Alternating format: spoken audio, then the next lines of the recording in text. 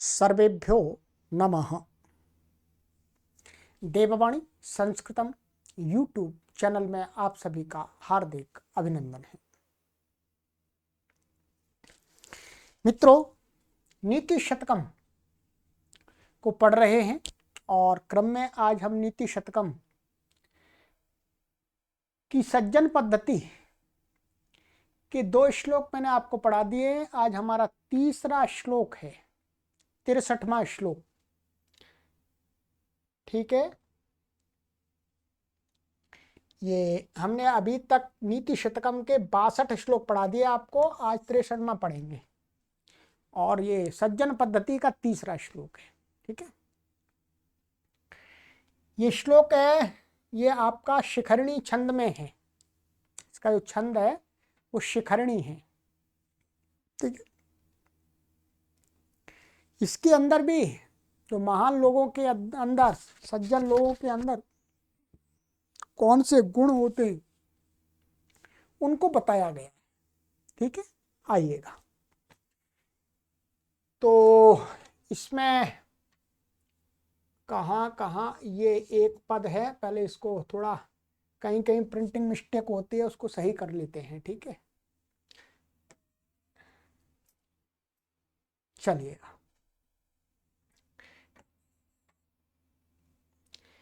कार्ये श्लाघ्यस्त्यागः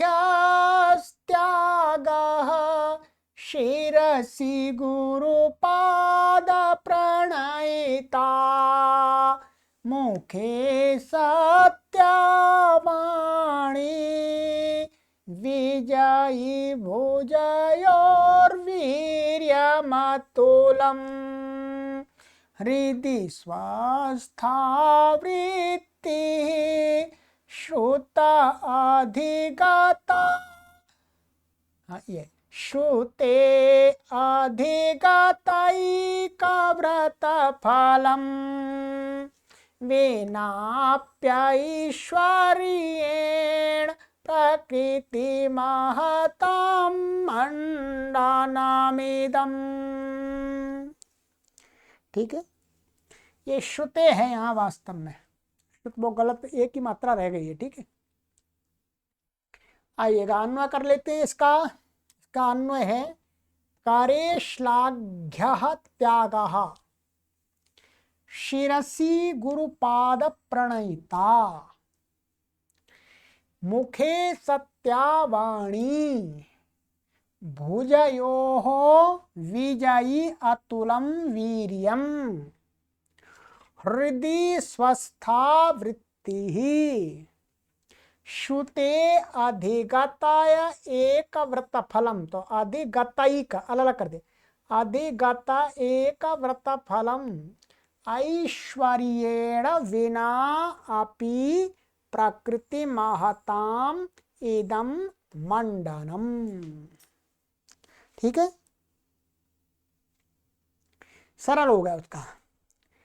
कहते हैं कार्ये श्लाघ्यः त्यागः। कर का अर्थ होता हाथ, तो हाथ में अथवा हाथों में दोनों अर्थ हो सकते हैं। ठीक है, तो कह सकते हैं, एक शुद्ध हिंदी में हम कहें वाक्य को अच्छा बनाने के लिए, तो हाथों में माने हाथों में श्लाघ्यः त्यागः। श्लाघ्य माने प्रशंसनीय, त्याग माने दान।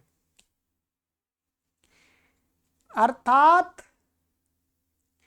जिन लोगों के माने जो श्रेष्ठ लोग होते हैं उनके क्या होता है, हाथों में प्रशंसनीय दान रहता है। अर्थात उन पर जो भी होता है उसको वो देने के लिए तैयार रहते हैं, उसमें कंजूसी नहीं करते।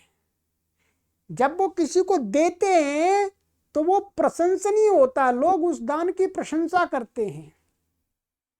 क्या प्रशंसा करते हैं, हमेशा तैयार रहते हैं। कोई जरूरतमंद व्यक्ति, उसको आवश्यकता है किसी वस्तु की और वो उससे मांगता है तो उसको झट से दे देते हैं। तो कार्ये श्लाघ्यः त्यागः, प्रशंसनीय दान जिनके हाथ में होता है। शिरसि गुरुपाद प्रणयिता, शिरसि माने मस्तिष्क में, क्या है, गुरुपाद प्रणयिता, गुरुओं के पैरों की तरफ झुकना, माने जिनके सिर में क्या होता है, उनका सिर में अर्थात गुरुओं के पैरों की तरफ झुकना होता है। कहने का तात्पर्य यह है कि उनका सिर गुरुओं के पैरों में झुकने के लिए, हमेशा नमन करने के लिए, प्रणाम करने के लिए तैयार है। और कहते हैं मुखे सत्यावाणी, और मुख में हमेशा सत्यवाणी होती, झूठ नहीं बोलते हैं, छल कपट नहीं करते, जो है सत्य उसको बोलते हैं, हमेशा सत्यवाणी होती है उनके मुख में। और भुजयो हो विजयी अतुलम वीर्यम, भुजयो माने बाहुओं में, विजय को प्राप्त करने वाला, विजयी माने विजय को प्राप्त करने वाला, अतुलम वीर्यम माने अतुलनीय बल, वीर्य, शक्ति। और हृदय स्वस्थावृत्ति, और हृदय में, हृदय अर्थ है आप आत्मा में उनके क्या होता है, स्वस्थ वृत्ति अर्थात पवित्र आचरण को धारण करते हैं। स्वस्थ माने उनका संस्कार होता है अच्छे आचरण को श्रेष्ठ आचरण को धारण करने का जो विचार है वो उनके हृदय में विद्यमान रहता है। और कहते हैं वृत्ति माने आचरण अर्थ है यहाँ पर, ठीक है, स्वस्थ आचरण, एकदम सही आचरण। श्रुते अधिगत एक व्रत फलम, और श्रुते का अर्थ है यहाँ पर कान, कानों में उनका क्या रहता है, या ऐसा कह सकते हैं माने ज्ञान के श्रवण में, ज्ञान प्राप्ति में, ऐसा कहें ज्ञान माने प्राचीन काल में क्या हुआ करता था, प्राचीन काल में ज्ञान को सुनते थे लोग, उपदेश करते थे, गुरु पढ़ाते थे, सुनते थे, ठीक है। तो ज्ञान की प्राप्ति में उनका एक ही फल होता है, माने ये अधिगत एक व्रत फलम, अर्थात ज्ञान की प्राप्ति करना ही उनका एक ध्येय होता है। वो यही सोचते हैं कि हमारे कानों या ज्ञान की प्राप्ति करना ही हमारा जीवन का एक व्रत है, जीवन का एक उद्देश्य है, ठीक है। अथवा ऐसा कर सकते हैं कि कान, श्रुत का अर्थ यहाँ कान भी हो सकता है, कि जिनके कानों में अधिगत माने ज्ञान प्राप्ति के लिए ही, ज्ञान प्राप्ति रूपी एक फल गूंजता रहता है कि मुझे सुनना है, अधिक से अधिक सुनना है। और कहते हैं ऐश्वर्येण विनापि, परंतु क्या है, ये गुणों को धारण करने वाले लोग बिना ऐश्वर्य के माने बिना महान धन संपत्ति के, प्रकृति महाताम इदम मंडनम माने प्रकृति माने स्वभाव से जो महान लोग हैं उनके अंदर ये गुण हैं, और तो उनके पास में धन ऐश्वर्य नहीं है तो भी कहते हैं उनका तो इदम मंडनम यही आभूषण है, इसी से वो समाज में सुशोभित होते हैं, इन गुणों से ही सुशोभित होते हैं, उन्हें धन संपत्ति को अपने पास रखने की आवश्यकता ही नहीं पड़ती।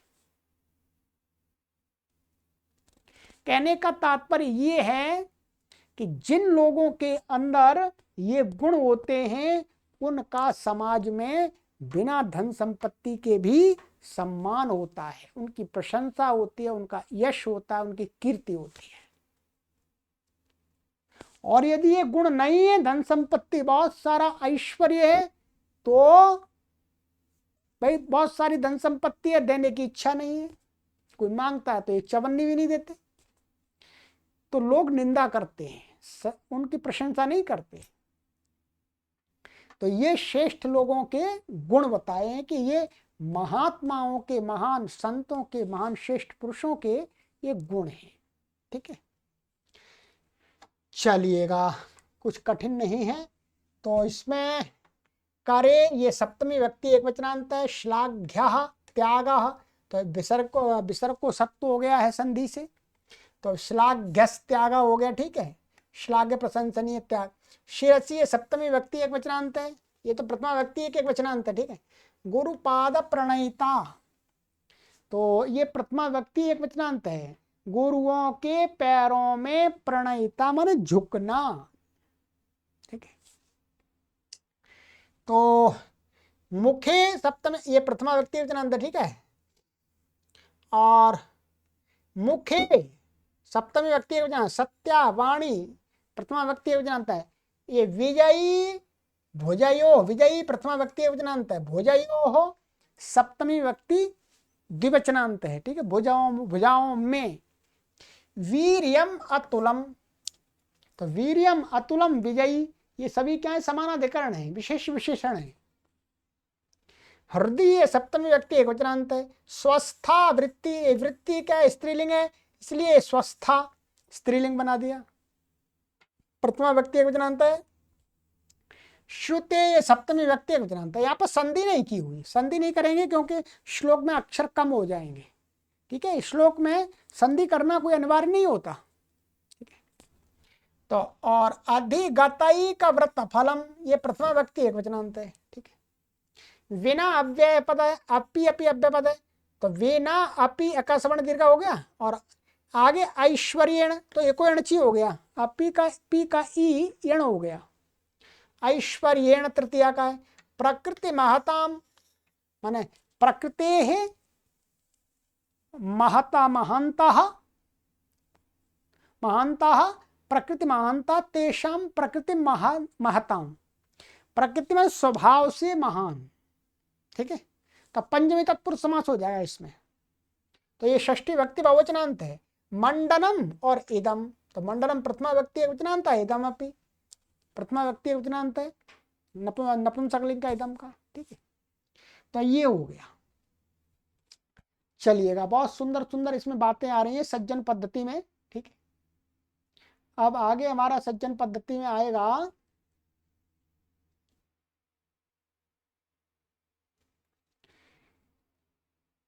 ये आएगा प्राणाघाता निवृत्ति परधन हरण संयम सत्यवाक्यम।